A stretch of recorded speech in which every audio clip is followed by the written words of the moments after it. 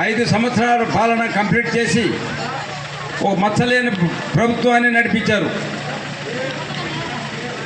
ఈ 5 సంవత్సరాలలో జగన్మోహన్ రెడ్డి ప్రజలకి అన్ని విధాల ఉపయోగపడే పద్ధతిలోనే ప్రతి పథకం పెట్టడం జరిగింది.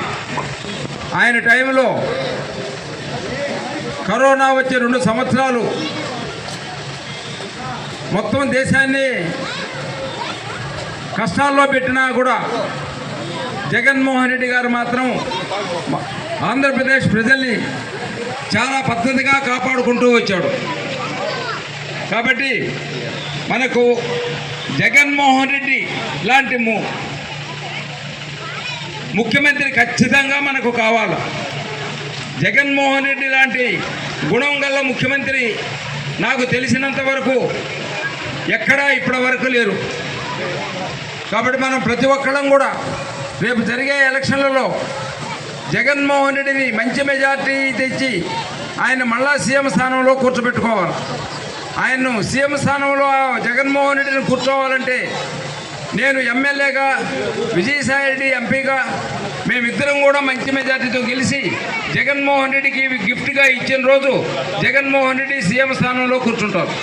అయితే ఒకటే, జగన్మోహన్ రెడ్డి ఏమైనా ప్రజలకి అన్ని విధాలా ఉపయోగపడుతూ ఆయన ఒకటే మాట చెప్తున్నాడు. ఏ మీటింగ్లో అయినా సరే ప్రజలకి నేను న్యాయం చేస్తుంటేనే నాకు ఓట్లేయండి, నేను ఏమాత్రం మీకు ఉపయోగపడకపోయి ఉంటే మాత్రం ఓట్లు అవసరం లేదు అనే పద్ధతిలో చెప్తున్నాడు. ఆ విధంగా చెప్పిన ముఖ్యమంత్రి ఒక జగన్మోహన్ రెడ్డి. కాబట్టి మనం ఏమైనా సరే, ఏ పథకమైనా సరే చెప్పిన మాట చెప్పినట్టు చేసేది ఒక జగన్మోహన్ రెడ్డి. చంద్రబాబు నాయుడు 14 సంవత్సరాలు ముఖ్యమంత్రిగా ఉండి ఏ పని చేసిన దాఖలాలు లేవు. కాబట్టి ఇవన్నీ జాగ్రత్తగా గ్రహించండి. తర్వాత మన విలేజెస్లో ఉండే చిన్న చిన్న తారతమ్యాలు, ఏదైనా చిన్న చిన్న గొడవలు ఉండి వాటితోటి మీరు లింకులు పెట్టుకొని పొరపాటు చేసుకున్నారంటే మీ చేతలారా మీరు మీ జీవితాన్ని అన్యాయం చేసుకున్న వాళ్ళు అవుతారు. కాబట్టి ప్రతి ఒక్కరు గ్రహించండి, గమనించండి.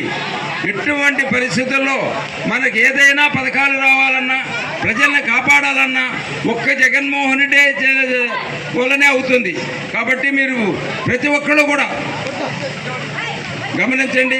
రేపు 13వ తేదీ జరిగే ఎలక్షన్లలో జగన్మోహన్ రెడ్డికి ఫ్యాన్ గుర్తు మీద ఓటు వేసి ఆయన ఆ స్థానంలో కూర్చోబెడతారని ఆశిస్తూ సెలవు తీసుకుంటున్నాను.